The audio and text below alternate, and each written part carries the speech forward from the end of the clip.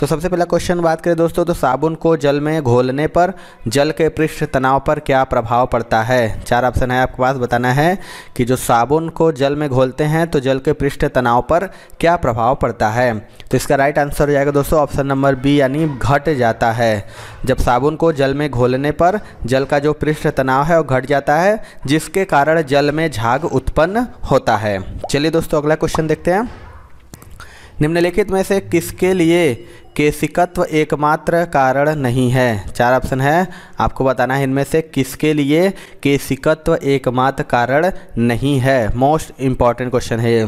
तो इसका right answer हो जाएगा दोस्तों ऑप्शन नंबर सी, यानी सूती कपड़े पर पानी की बूंदों का फैलना। जो सूती कपड़े होते हैं उन पर पानी की बूंदों के फैलने की घटना न केवल केशिकत्व बल्कि पृष्ठ तनाव के कारण भी होती है। तो चलिए अगला क्वेश्चन देख लेते हैं दोस्तों। जब साफ एक शीशे के प्लेट पर पानी की बूंद गिराने से वह फैल जाता है, जबकि पारे की एक बूंद गोलाकार बनी रहती है, क्योंकि आपको बताना है कि जो एक साफ शीशे के प्लेट पर पानी की बूंद गिराने से वह फैल जाता है, जबकि पारे की एक बूंद गोलाकार बनी रहती है, क्यों।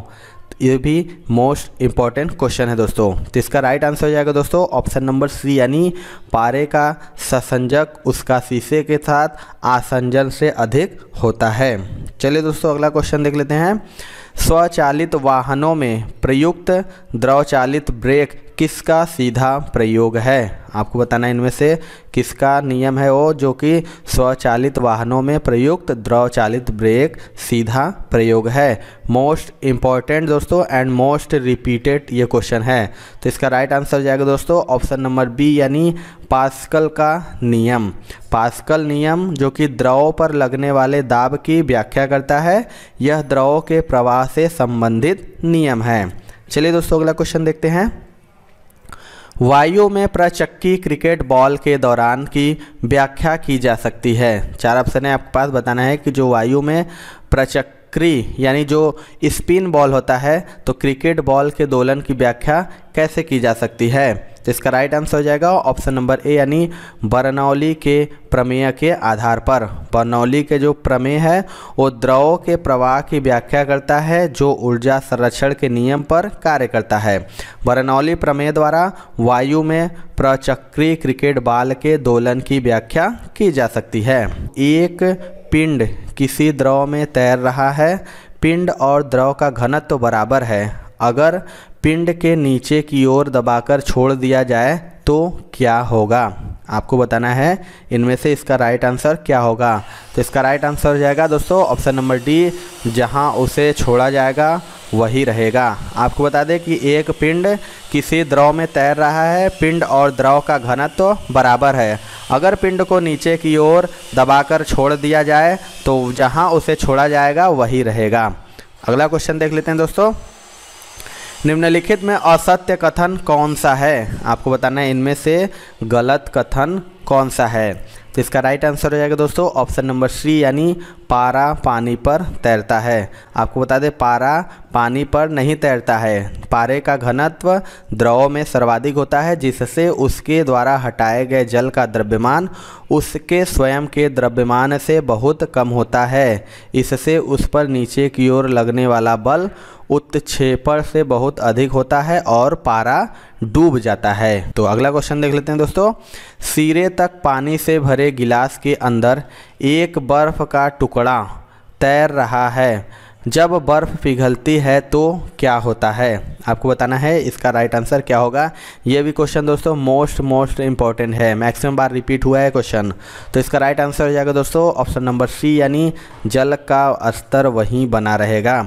आपको बता दें जब पानी से भरे गिलास के अंदर तैरते हुए बर्फ़ के टुकड़े के पिघल जाने पर जल का स्तर वही बना रहेगा, क्योंकि बर्फ़ के टुकड़े द्वारा प्रतिस्थापित जल का आयतन बर्फ़ के द्रव रूप के आयतन के बराबर होता है। अगला क्वेश्चन देख लेते हैं। किस तापमान पर जल का घनत्व अधिकतम होता है। आपको इनमें से बताना है कि किस तापमान पर जल का जो घनत्व होता है वो अधिकतम होता है। ये भी दोस्तों most important, very very important है। मैक्सिमम बार ये क्वेश्चन में रिपीट हुआ है एग्जाम में। तो इसका राइट आंसर हो जाएगा दोस्तों ऑप्शन नंबर बी यानी 4 डिग्री सेल्सियस। जल का जो अधिकतम घनत्व होता है वो 4 डिग्री सेल्सियस पर होता है।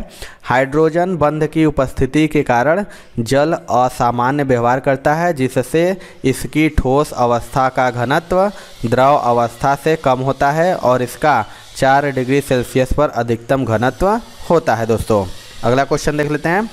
जब एक झील की सतह पर जल जमने जा रहा है तो इसके जल पर पानी का तापमान क्या होगा। आपको बताना है कि जो ठंडियों में एक झील है सतह जमने जा रहा है तो इसके जल का जो पानी का तापमान क्या होगा। तो इसका भी राइट आंसर हो जाएगा ऑप्शन नंबर सी यानी 4 डिग्री सेल्सियस। जब झील की सतह पर जल जमने जा रहा है तो इसके तल पर पानी का तापमान 4 डिग्री सेल्सियस होगा। अगला क्वेश्चन देख लेते हैं दोस्तों। मछलियाँ जमे पानी की झील में जीवित रह सकती हैं क्योंकि। 4 ऑप्शन है आपके पास। बताना है कि जब पानी जम जाता है तो मछलियाँ कैसे जीवित रहती हैं। ये भी मोस्ट इंपॉर्टेंट क्वेश्चन है। तो इसका राइट आंसर हो जाएगा दोस्तों ऑप्शन नंबर सी यानी झील की तली का पानी जमता नहीं है। आपको बता दें बर्फ़ जो कि उष्मा का कुचालक होता है, अतः नीचे के 4 डिग्री सेल्सियस वाले जल की उष्मा को बाहर नहीं जाने देता है, जिससे नीचे वाला जल जमने से बच जाता है और मछलियाँ जीवित रहती हैं।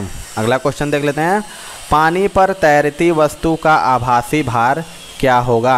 आपको बताना है कि जो पानी पर तैरती आभासी वस्तु का भार क्या होगा।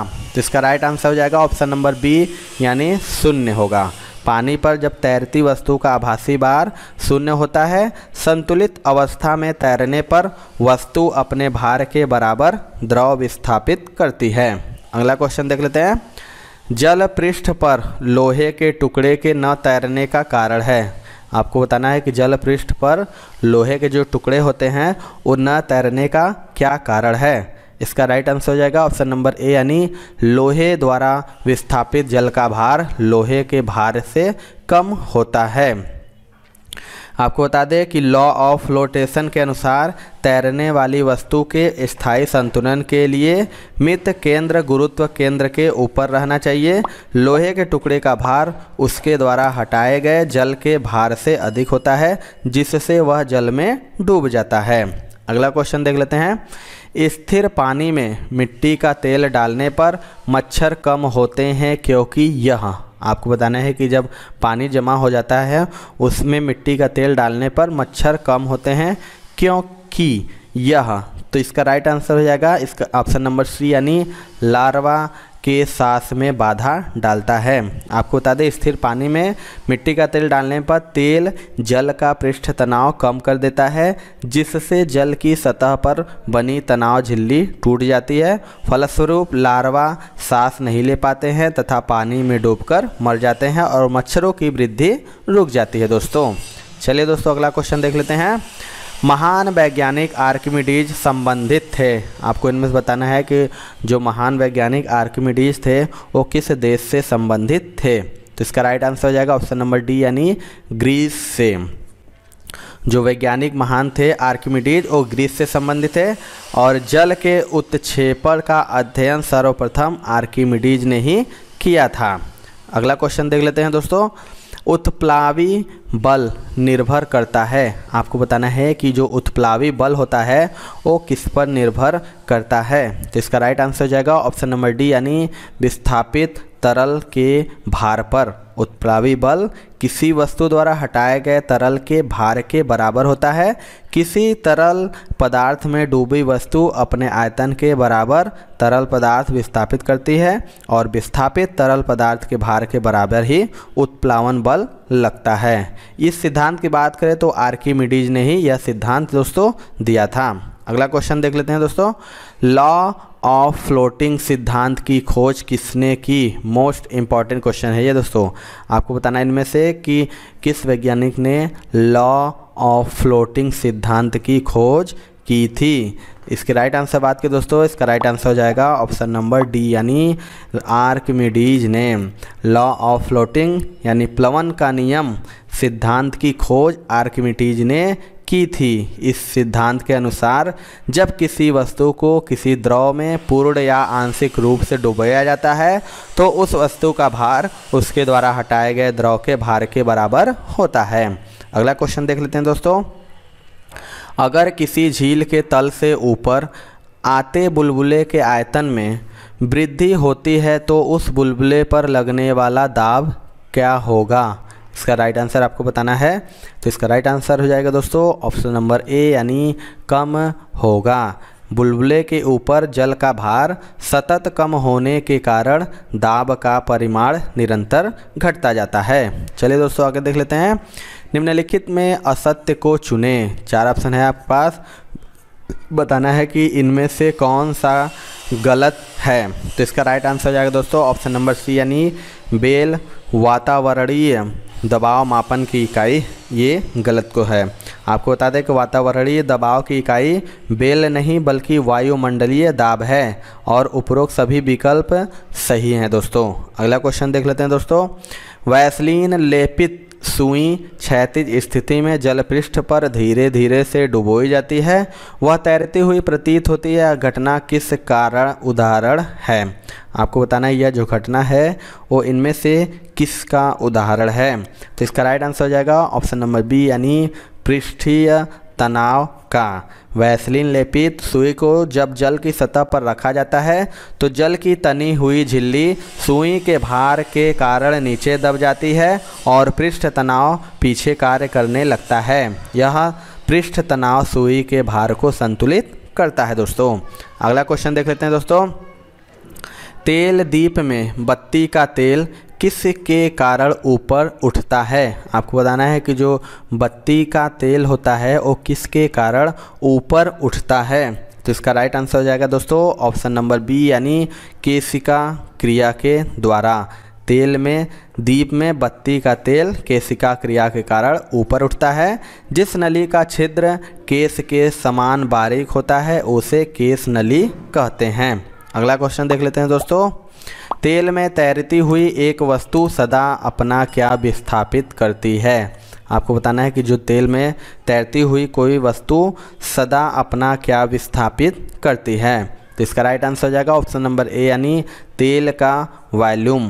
तेल में तैरती हुई एक वस्तु सदा तेल का वॉल्यूम विस्थापित करती है तथा तैरती हुई वस्तु का भार उसके द्वारा हटाए गए तेल के भार के बराबर होता है। अगला क्वेश्चन देख लेते हैं दोस्तों। आपेक्षिक आर्द्रता मापने के लिए किस उपकरण का प्रयोग किया जाता है? 4 ऑप्शन है आपके पास, बताना है कि इनमें से आपेक्षिक आर्द्रता मापने के लिए किस उपकरण का प्रयोग किया जाता है। मोस्ट इम्पॉर्टेंट मोस्ट रिपीटेड ये क्वेश्चन है दोस्तों। तो इसका राइट आंसर हो जाएगा दोस्तों ऑप्शन नंबर सी यानी हाइग्रोमीटर। आपेक्षिक आर्द्रता मापने के लिए हाइग्रोमीटर नामक उपकरण का प्रयोग किया जाता है। किसी ताप पर वायु के किसी आयतन में उपस्थित वाष्प के द्रव्यमान तथा उसी ताप पर वायु के उसी आयतन के संतृप्त करने के लिए आवश्यक वाष्प के द्रव्यमान के अनुपात को वायु की आपेक्षिक आर्द्रता कहते हैं। अगला क्वेश्चन देखते हैं दोस्तों। हाइड्रोमीटर किसे नापने के लिए प्रयोग में लाया जाता है? आपको बताना है इनमें से हाइग्रोमीटर जो होता है वो किसे नापने के लिए प्रयोग में लाया जाता है। तो इसका राइट आंसर हो जाएगा दोस्तों ऑप्शन नंबर सी यानी वायुमंडल में व्याप्त आर्द्रता की। वायुमंडल में जो व्याप्त आर्द्रता होता है उसको नापने के लिए हाइग्रोमीटर का उपयोग यानी प्रयोग किया जाता है। अगला क्वेश्चन देख लेते हैं दोस्तों। एक दी गई वायु के आयतन में जलवाष्प की मात्रा को जाना जाता है। 4 ऑप्शन है आपके पास, बताना है कि दी गई वायु में आयतन में जलवाष्प की मात्रा को जाना जाता है। तो इसका राइट आंसर हो जाएगा ऑप्शन नंबर डी यानी निरपेक्ष आर्द्रता। वायु के 1 घन मीटर आयतन में जलवाष्प की मात्रा को निरपेक्ष आर्द्रता कहते हैं। तो ये थी दोस्तों आज की वीडियो। आपको वीडियो कैसा लगा कमेंट सेक्शन में जरूर बताइएगा। दोस्तों आपको वीडियो पसंद आया होगा तो एक लाइक जरूर करिएगा और हमारे चैनल पर नए होंगे तो चैनल को जरूर सब्सक्राइब करके बेल आइकन दबा लीजिए क्योंकि हम लगातार ग्रुप डी एग्जाम की तैयारी करा रहे हैं। तो मिलते हैं दोस्तों अपने अगले वीडियो में, तब तक के लिए जय हिंद जय भारत।